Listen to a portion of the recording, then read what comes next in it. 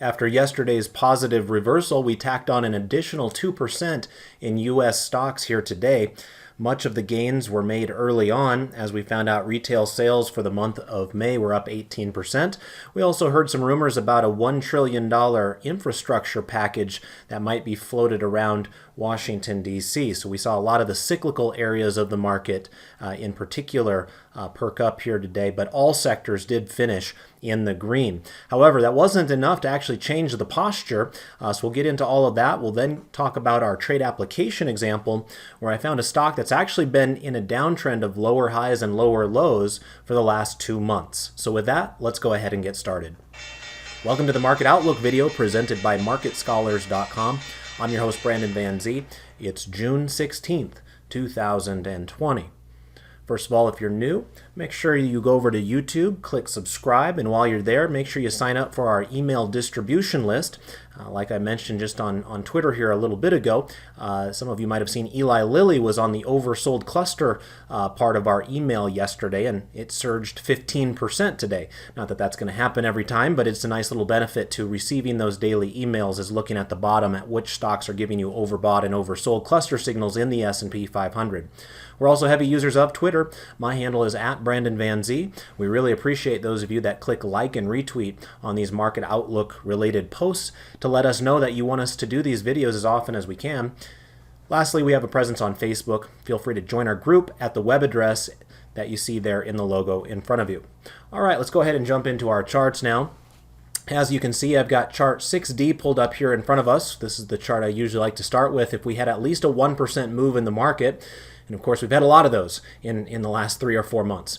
And today was another one. We were up 1.9% officially on the S&P 500. You can see that brought this green line almost up here to this orange horizontal line. That orange line would be the 2% level. And you can kind of get a sense for how often that has happened here in the last couple of months. So nice reversal yesterday after it looked like it was going to start to be an ugly day yesterday. Reversed all of that and then gained some by the time it was all said and done. And then a continuation of that move here today. We didn't close at the high of the session. Then again, we didn't close at the low of the session. So we're happy to at least make a little bit of progress right there. Now, one thing to be aware of is the VIX did fall slightly here today, but it really didn't fall a whole lot. I think that was maybe one of the things that traders were talking about a bit. If we look at the VIX, it was only down 2% today, and so there wasn't a big scare from the bullish or the bearish side if you think about it from that perspective. So not a whole lot of movement there on the VIX, even though we got a big up day in stocks themselves. Futures were down just a hair after hours. Let me see where we stand right now. ES, yeah, it's down about 0.1% at this moment in time. So we might see a little bit of a sell-off here going into tomorrow's session. We'll go ahead and take a look at our postures now, and that is a good segue because as we look at our posture on chart 4B, you can see that despite today's rallying, we still have weekly bearish postures on all 4 of our charts.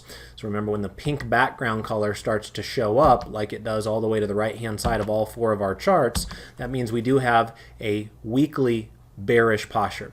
Remember, it's not a strongly bearish posture until you start seeing that dark pink shading. Right now, we just have the light pink shading. And that is being controlled by ThinkScript programming code, and of course all that's available to those of you that are premium members of Market Scholars. But basically what it's doing is it's looking at this green line, that's the intermediate line on the market forecast technical indicator that you can find over at Thinkorswim. And when that green line comes out of the upper reversal zone and crosses below the 80 point, like it has for all 4 of our charts, that's where we start having that weekly bearish posture.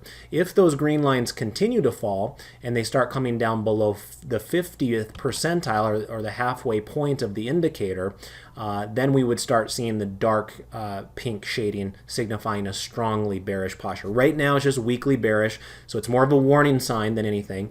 However, I would point out that this market has been quite relentless to the upside since the middle of March. And so we don't want to automatically assume the bears are just going to take over here, even if we have one of these technical indicators suggesting that we have a bearish posture now. It's important to consider, especially when we are trading above a rising moving average. And not only that, but actually bouncing nicely up and off of that 30-day moving average in all four of our charts cases. You can see it was touching the moving average yesterday, and almost on the NASDAQ. NASDAQ didn't actually touch the 30-day moving average, got very close. But in the case of the other three, we bounced nicely up and off of that, which is kind of a nice little launch pad that can be used on occasion. You can see that the last time we had a weekly bearish posture for the Dow Jones as an example, and this will hold true for the Russell 2000 as well down below.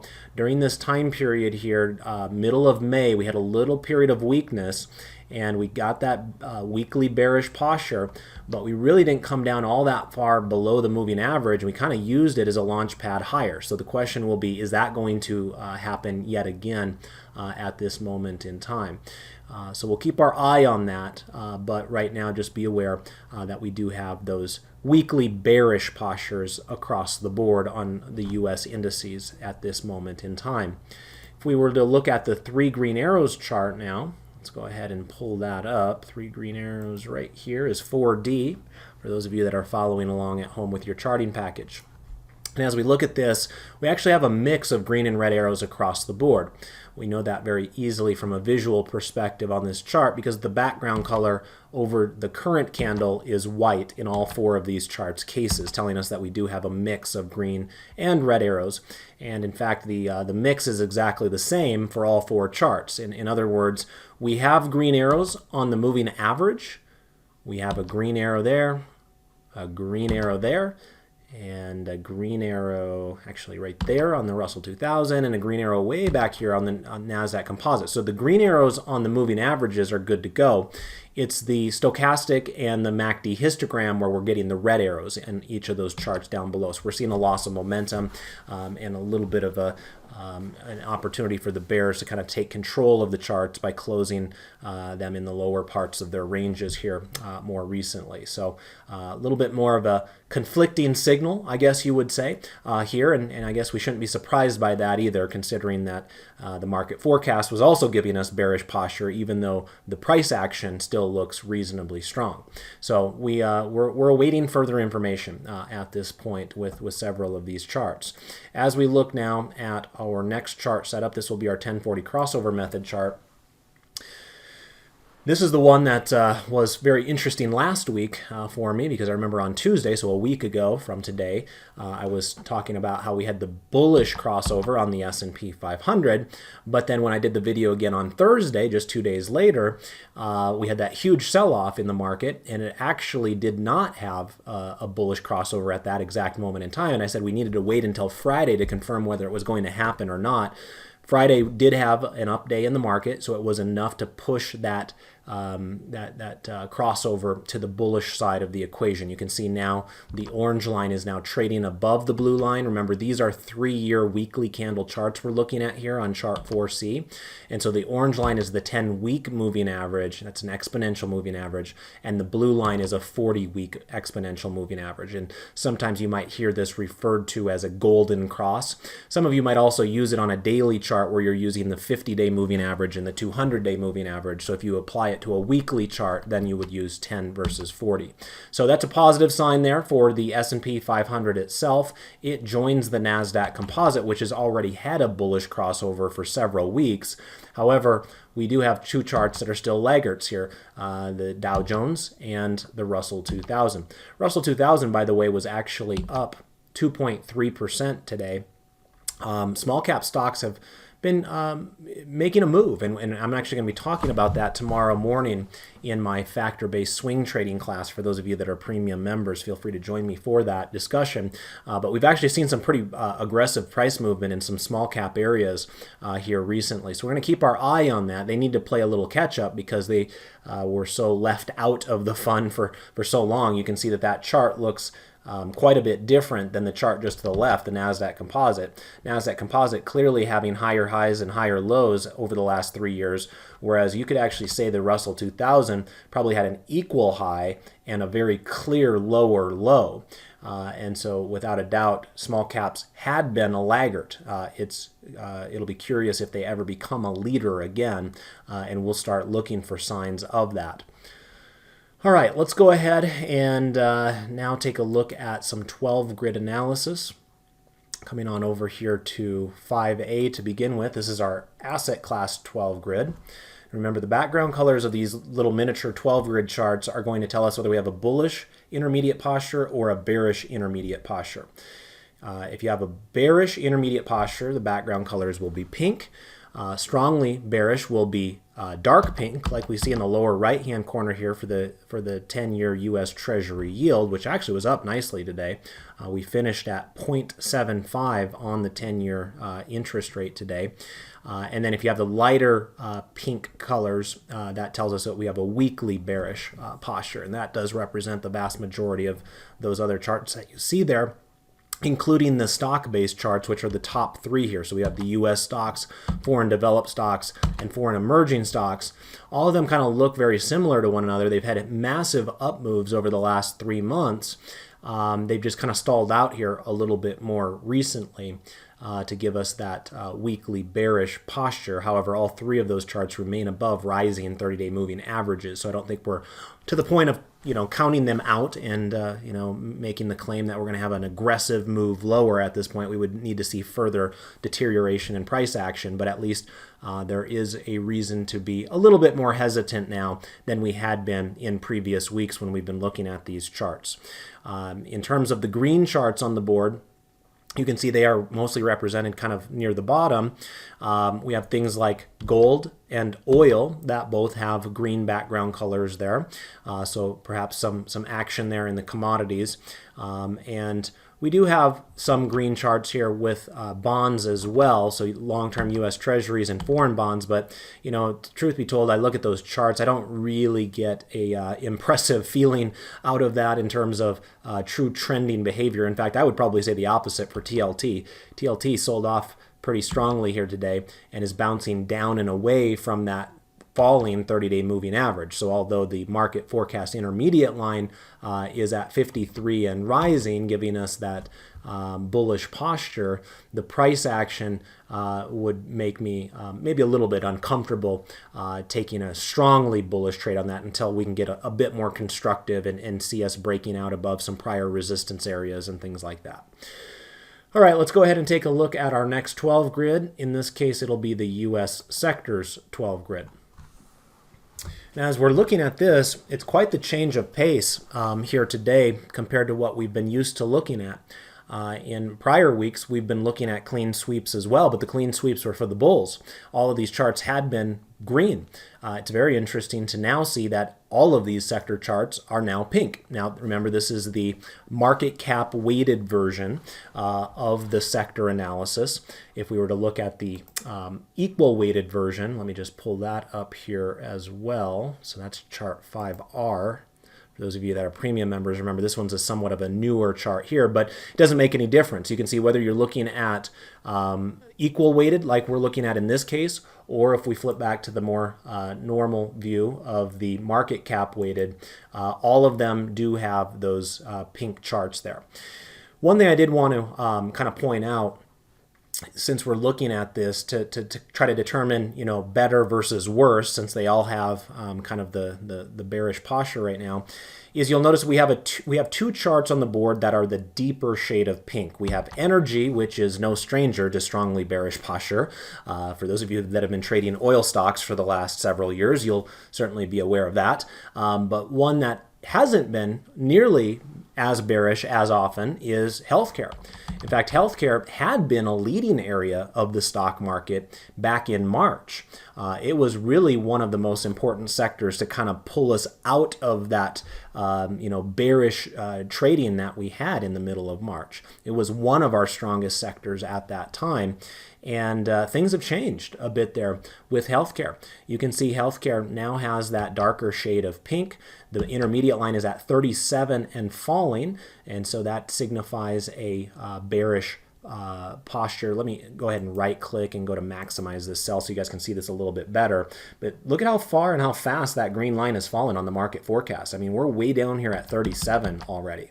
And while we did have a nice bounce here today, as I mentioned in the intro, all of our sectors closed higher today, so that was a strong bounce today.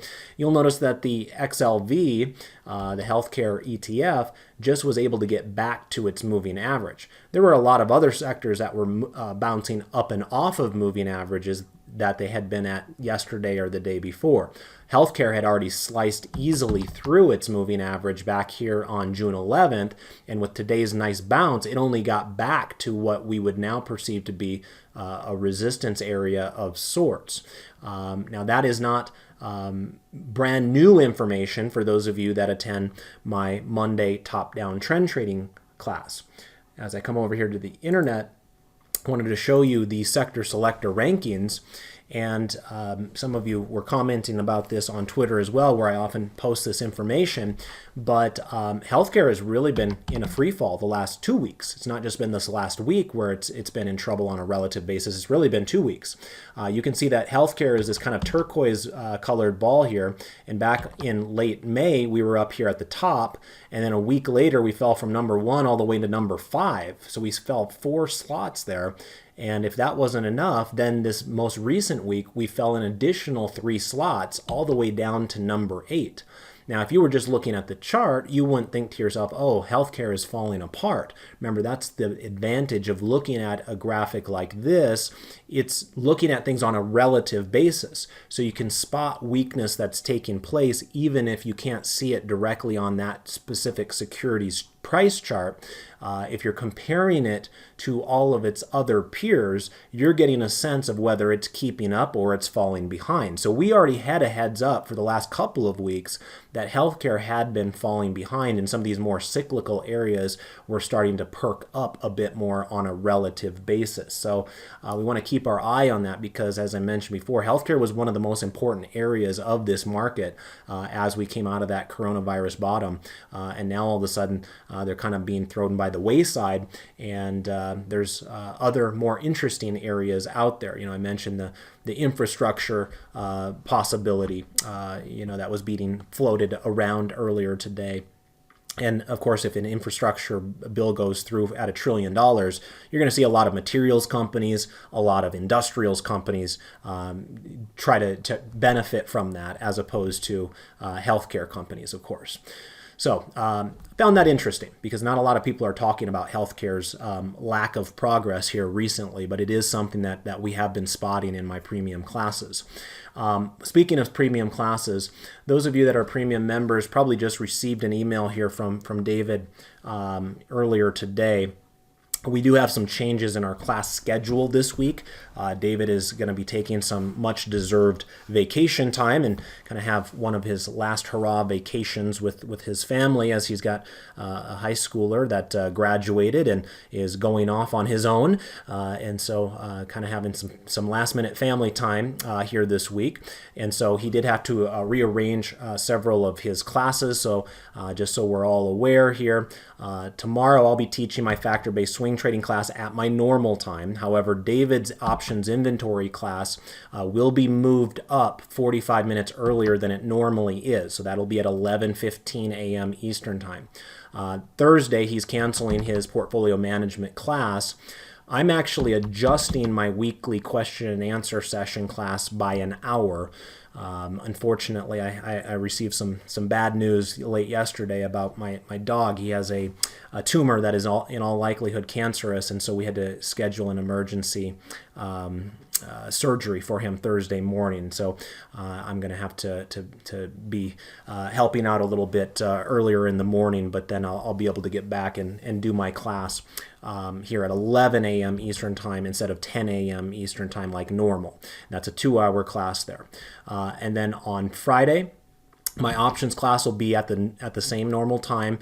David won't be teaching his technical analysis class on Friday, but he will be teaching his question and answer session for premium members that night. So it'll be a rare Friday night extravaganza there with David. So make sure you're joining him for that. So anyway, most of you would have received that email, but in the off chance that you didn't receive that, I just wanted to make sure you were aware of it since many of these changes were last minute here. All right, so let's go ahead and pop back on over to the Thinkorswim platform now and talk about our trade application example here for today. So let me come on over here to, let's just do chart 4A. So this will just be a normal market forecast one grid chart. And I wanted to kind of concentrate on the healthcare area for the reasons that I mentioned before. First of all, as you can see, the S&P 500 now has a bearish posture.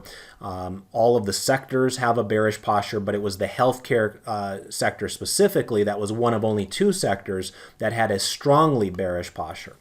And in addition to that, I noticed, of course, the deterioration in healthcare stocks on my sector selector tool as well. So I wanted to focus on the healthcare sector and try to find a bearish trade setup, since the majority of our trades here in recent months have been bullish as a result of the markets being bullish. This is a rare opportunity for us to kind of flip that coin around and start thinking about things a little bit more bearishly again, just to kind of balance out some of our trades that we had been doing. And so the stock that I wanted to take a look at with you here today is Baxter International. And as I mentioned in the intro, I was somewhat surprised to learn that this stock has actually been in a downtrend for 2 months, right? You can see that this particular stock topped out here on April 20th at $95.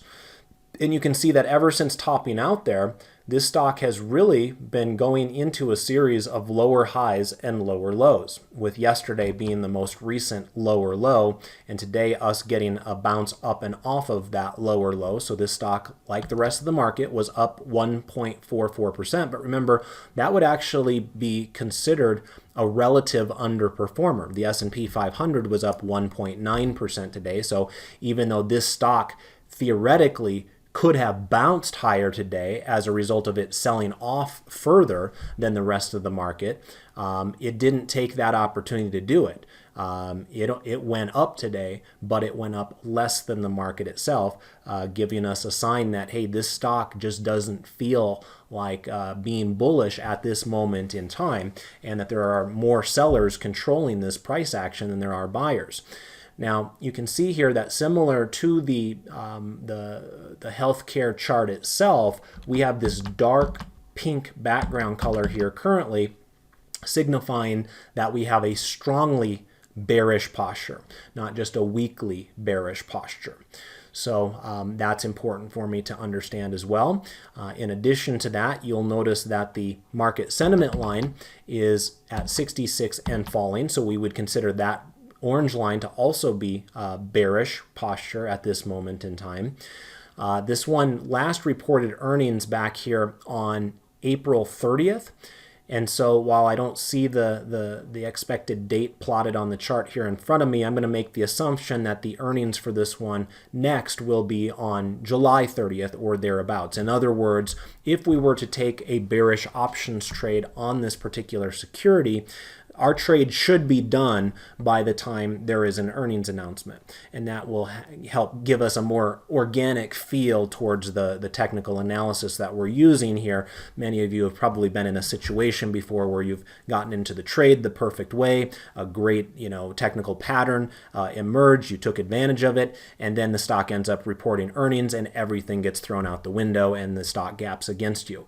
So we want to avoid that in this particular case, and I think we should be able to do that. So the main idea here is taking advantage of relative bearishness in the healthcare sector, finding a specific stock within healthcare that is in a clear series of lower highs and lower lows for the last 2 months, while the market has been rallying nearly that entire time, and then finding a security as well that is not going to be reporting earnings between now and expiration day on the options. So let's go over here to the trade tab itself.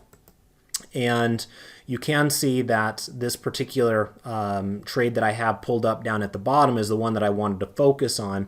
Basically, I'm looking at the 85 put in July and the 80 put in July as well. And that creates a vertical spread. In this case, it'll be a debit spread. This will be a bearish trade setup. So remember, when you're the net buyer of puts, you are bearish. When you're the net seller of puts, you are bullish. So I just want to make sure people are clear on that, because sometimes they see us trading put spreads and they might have been confused thinking, hey, that's a bullish trade, right? Well, when you're selling a put spread, it is bullish. When you're buying a put spread, like I am in this case, it's actually bearish. And what I'm hoping to accomplish here with this trade is I'm hoping that this stock goes lower. You'll see that I've selected basically the at-the-money strike in this case, because Baxter International closed at $84.99 here today. So in other words, 1 penny away from the $85 strike put there. And so I'm buying the at-the-money strike. So you can think of it as taking a bearish trade similar to short selling the stock. But in order to help finance that trade, I'm also selling the $80 put itself. And for that, I'm getting over $1 just to sell the $80 put itself. So one thing to be aware of when you do these debit spreads, you have to make the assumption that there's not going to be a free falling stock price. If that's what you're expecting out of a particular stock, you would probably just want to buy puts outright. You wouldn't want to also sell an additional put against that. I'm selling that put against it again to finance the trade of the 85 itself. And you can see that the debit when I pull this up is 157. So if I click confirm and send, it'll give me some additional information here in the order confirmation dialog box, including where is my break even, 83.43. So this is a directional trade. Remember, a lot of times when we're doing credit spreads, we don't really care if the stock makes a big directional move. The stock could go sideways and we would still make money off of it. That is not what we're dealing with here. We need the stock to go lower. We need it to go at least to 83.43 by the July expiration in 31 days. If this stock just goes sideways, we're going to lose money on this trade. So we do need this one to continue that pattern of lower highs and lower lows into the next month. If that can happen, we have good reward opportunities that are available to us.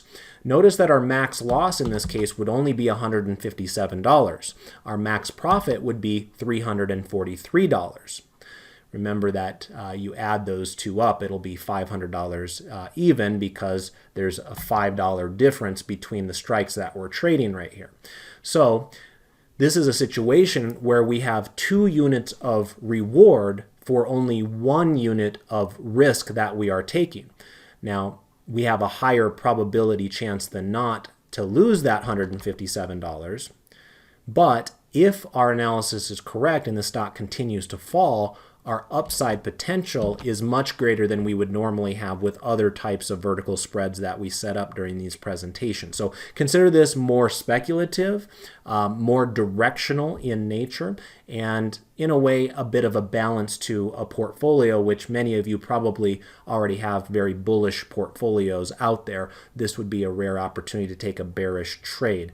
So let's go ahead and click send, and we'll see if we can get filled on that first thing in the morning. But remember, we would want this thing to kind of fall down here into this $83 level. Ideally, we would want it to come all the way down here to 80. Once it starts falling below 80, we don't really get much in the way of benefit there, because, again, we are selling the $80 put as part of that spread. So kind of our ideal wish for this particular setup would be for this stock that's trading at 85 right now to fall right down to around $80 on the July expiration date in 31 days from right now. Okay, so that's what I had for you here tonight. Now, alongside those schedule changes that I mentioned here a moment ago when we were looking at the calendar, David will not be doing this presentation tomorrow since he's going to be on vacation. He's going to be out of town. So be aware, no video tomorrow. Thursday, right now, my plan is still to do the video. However, as I mentioned before, I got to look after my dog and make sure the surgery goes okay, and not sure what sort of maintenance I'm going to need to do after that. So I'm I'm going to kind of play that by ear on Thursday, but as long as things are reasonably normal in my personal life that day, I will plan on doing this video Thursday night. If something comes up, I'll do my best to at least come up with the write-up summary and let you guys know about it either on Twitter or through email. But just wanted to make you aware of that, and then I'm sure David will get a chance to do the video again once he's back from his vacation over the weekend. So thank you for your patience with this, and most of you know this is a free video. You're not paying for it, so you're quite accommodative for us and patient with us when we have personal scheduling conflicts like we do this week. But we do appreciate that nonetheless. I'll look forward to seeing many of you in my factor-based swing trading class in the morning. Until then, best of success with your trades and your investments. Goodbye for now.